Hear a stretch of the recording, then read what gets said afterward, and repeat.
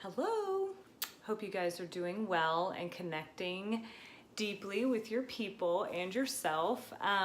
Today I want to talk about my favorite analogy regarding connection to the soul and yourself and other people, and that is the garden. So I think of my heart and my soul as a garden, and for a long time I did not have this point of view. And it's, if you can just imagine an unkept garden with weeds everywhere and foreign plants growing in there and taking over, and nothing's organized, everything's chaotic, the ground is dry, it's not being cared for properly. That was me for the first 30 years of my life, and just for the last few I've kind of been like walking around the garden like, maybe I should do something about that, but I'm not really sure. Should I start with mending the fence, aka boundaries, or do I just dig in and till up the soil and start working on my own heart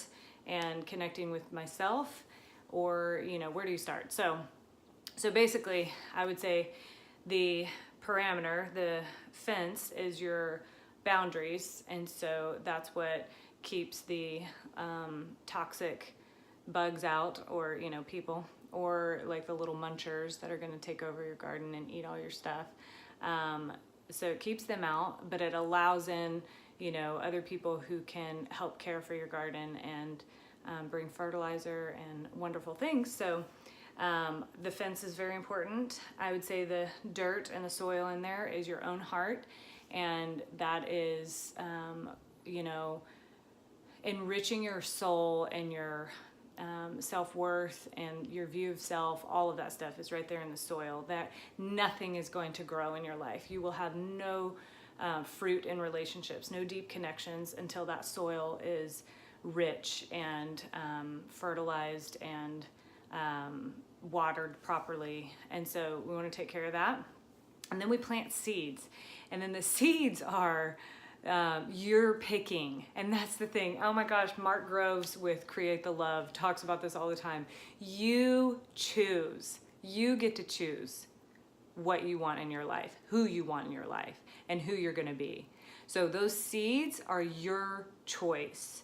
So be particular about them. Pick what you want to grow in there. If you don't like zucchini, I almost cussed. If you don't like zucchini, don't plant zucchini. Don't even let anybody come in that carries zucchini seeds. But if you love strawberries, or, collard greens for my southern people, whatever, then do that. Plant those intentionally and know where you're planting them, which row they're going to be in, and what you want out of that, what kind of nutrition and things like that. So, and then it takes a lot of work at first, right? If you've had an unkept garden, it's going to take more time, more investment, more commitment, more reining in and kind of keeping that structure pretty tight for a little while. But once your garden is seeded and you are watering and waiting for the sun and things like that's a beautiful, beautiful moment where you can kind of sit back and look at your hard work, the shadow work that you've done, looking at the dark places of your own heart that you've been running from, and asking other people to answer your questions for you, all that stuff. You can look back and say, man, I've answered that question. I figured out why that soil was broken or why it was dried or whatever. And then as they grow, and it's very life-giving to see those relationships start to bloom, and they don't owe you anything except just to be themselves, right? So these seeds are just gonna grow into who they are, what they are, and that's the responsibility of our friends and the people in our lives that we love. They just get to be planted in our life and be who they are.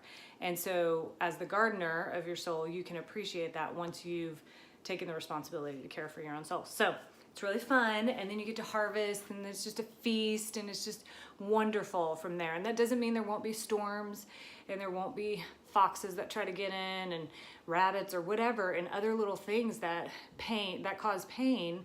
But you have a watchful eye because you've committed to pay attention to your garden / soul, right? So, so those things aren't going to go unkept again. And that's a very powerful feeling. And that's where we get that sense of security in the world. And we don't have to question who we are, or are we okay, or are we acceptable or loved or whatever, because we're doing it for ourselves. So just a fun idea for you to think about how you can tend to your own garden and what kind of things you would want in there, and how to start doing that. So I hope you will. Be sure to check out my YouTube channel. Oh my God, I sound like all my kids' little YouTube videos. Check it out. You guys can subscribe. All these videos are on there. Like and share if this meant anything to you. Thank you so much for listening, and I hope you have a good day.